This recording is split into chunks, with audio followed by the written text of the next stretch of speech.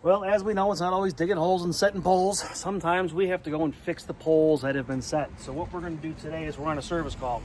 We've already had one of the welders come out on site and go ahead and make the repair that was needed for one of the stone steppers. And they have called us out to repair the rubber that's around the post itself. So when they welded the new piece, some of the rubber got burned. So what they did is they just peeled it away, and they went ahead and put a new plate on the ground and just directly bolted it into the concrete that's underneath, rather than try to break the concrete and go ahead and put a new pole in the ground and new concrete. So they fabricated a new stand. They went and got the stone stepper put in. So what we're going to do is we're going to gather up all of our pieces and parts here, and we're going to head on over there and make this rubber repair. Getting the spot ready to repair really is not going to take a whole lot in terms of tools. We're going to have our knife with us to go ahead and clean up our edges, make sure that we've got it cut the way the customer expects it done. We're going to make sure that we blow the area out real nice and clean, get it good and dry. And that's going to wrap it up for prepping the area. So let's go ahead and do our prep work first, and then we'll come back and start mixing up some rubber.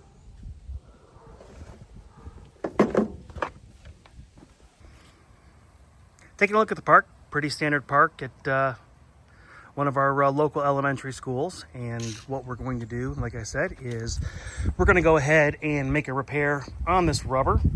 This guy right here seemed to have a problem once it was in the concrete for whatever reason. What they've done is they've gone ahead and made a new flange. You can see that they've bolted it into the ground. Customers requested a nice circle around it rather than this rectangle. So we're going to go ahead, clean this up, get this circle made, get it cleaned out of there, and get ready to replace it with fresh buffings and a fresh cap. I'm not really a geometry expert here. What we're going to try and do is go ahead and make a circle about as best we can. We can do the paper plate routine, or we can just kind of take our edges that are here, kind of make ourselves a little bit of an edge that we can see with the knife. So that's what we're going to do here. We're going to try our best to make a nice round circle.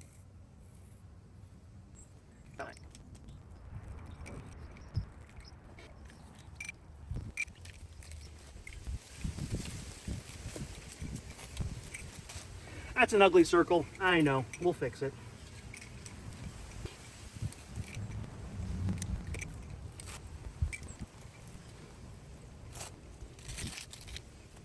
Yeah, it looks pretty round, looks pretty even. We'll go ahead and start. So this is the cap, or the EPDM. Usually about a 1/2 inch. This is mainly used for color and aesthetics. It does provide attenuation with the rubber, but this here is called the buffings. These buffings are really what help break the fall if the little ones fall. So what we're going to do, our best to get these buffings out of here.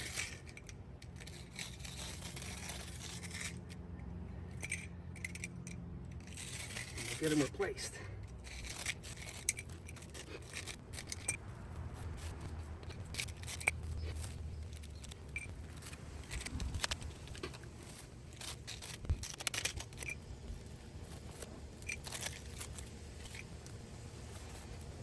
All right, we've got all of the important stuff out of the way. A little bit of water under here. We're going to try and dry some of this out, so let's get the blower on it.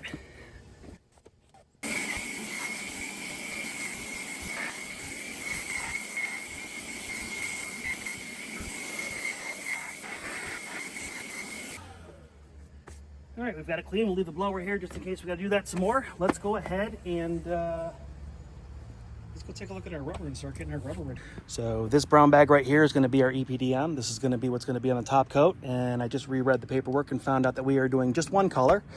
My understanding is this particular school is getting their rubber replaced probably next year. So we are not mixing colors. We're just going to be doing a black circle.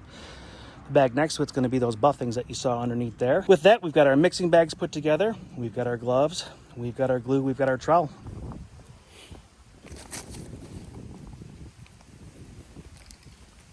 This is going to be your EPDM. It's going to be very, very granular. I believe they call this 1 to 3 millimeter.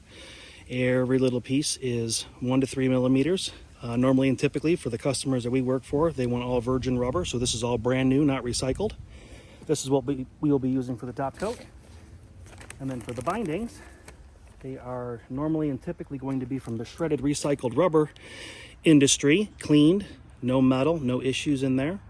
but it is finely ground, and you can see that the reason that is it doesn't pack as tight. So this is the attenuation layer. So when the binder gets in there, that's what makes it spongy for the little ones to fall on, and they won't get hurt.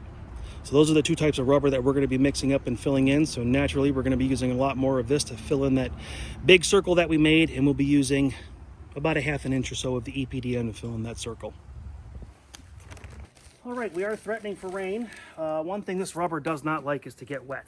Water wreaks havoc with the binder, and it can go ahead and alter the timing for curing as well as how well it bonds to the surface. So we're going to make sure that we tape these up real good. Get these back on the truck before it rains.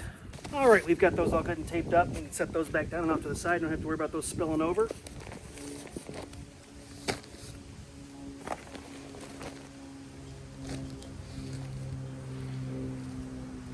Go ahead and get our binder ready. As you can imagine, it's glue. It's nasty business. It's the kind of glue that likes to get with you and stick with you. Like 3 or 5 days. Glue. Good stuff. I already got it on my hand. We're gonna go ahead and glove up for this next part. All right, so we're gonna go ahead and start with our buffings and hope that we've got enough here. Get ourselves set up so that we don't get slips, dribbles, and goobers. And we're also working on top of plastic so that we don't get anything on the customer's lot. We're gonna go ahead and use our lid for our dipping container. We're gonna go ahead and gather the factory recommended specified amount of binder. Through time and experience, there's a method to the madness and understanding, just like every trade has. Mason knows how much water and sand to put in just by looking at it. The electrician knows how long the wire is just by looking at the run, and I don't know what the plumber knows. I don't do plumbing. So we're going to go ahead and get ourselves just the proper amount of binder in here, just like Mom's washing machine.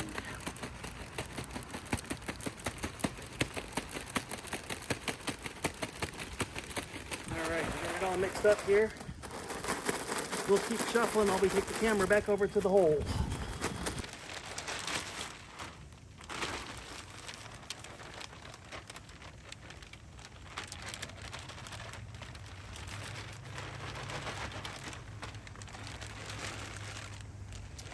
All right, we're going to set that sticky side up so that it doesn't get anywhere. We're going to go ahead and let our buffings fall into place here just like they were before.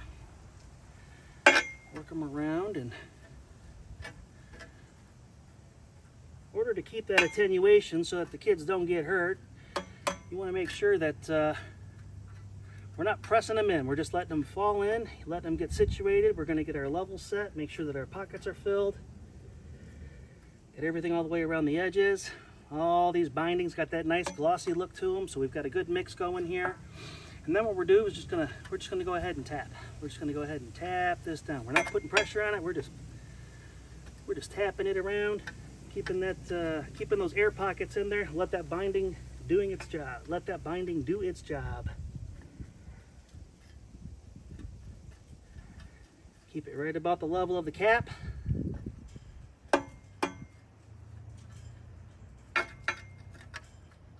And there we go. That's all there is to it. Good mixture, good level, good fill. Everybody is happy. All right, we got that EPDM layer all mixed up. Go ahead and start getting this one in the hole before it starts to rain on us. Let's see what we've got.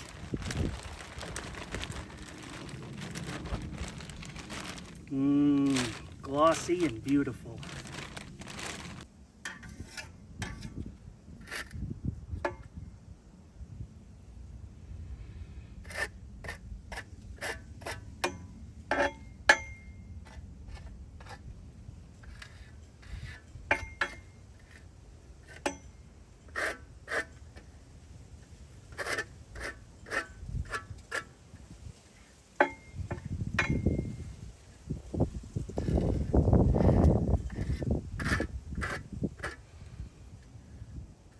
Well, as happens from time to time, I am wrong. I was wrong. I need more EPDM. All right, let me go mix up just a little bit more so we can get this good and even. All right, well, just like Grandma and those cookies, managed to whip up another batch. No, we're not gonna need all of this, but always better to have a little bit more than you're actually gonna need. So what we're gonna do is we're gonna pour just a little.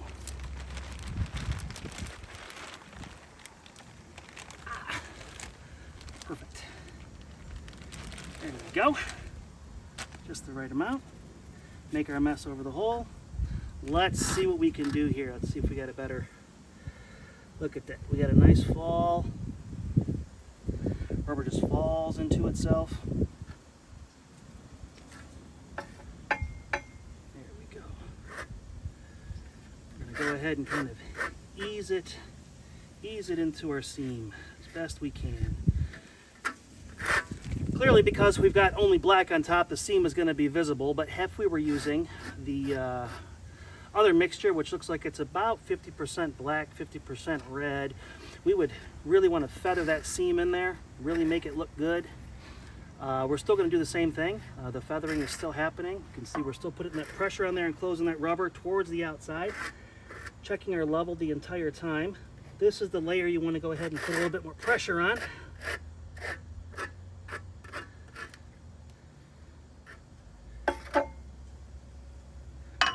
Kind of bring it to the outside.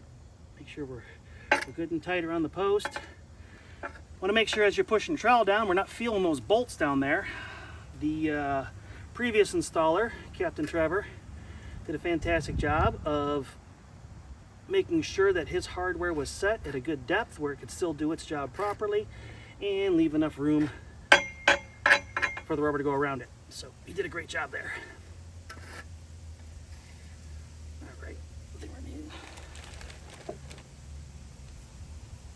A little bit more rubber in here.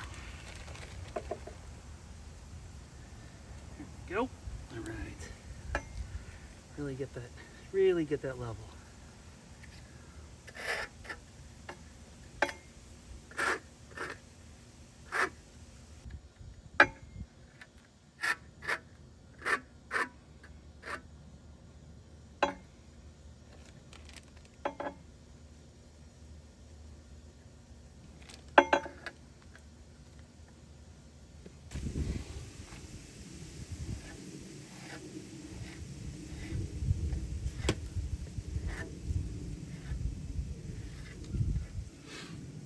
All right, there we have it. One rubber patch. And that's about all the fun stuff. Everything from this point forward is essentially just cleaning up and making sure that our mess is put away. We're not leaving behind anything sticky. We're going to be good to go.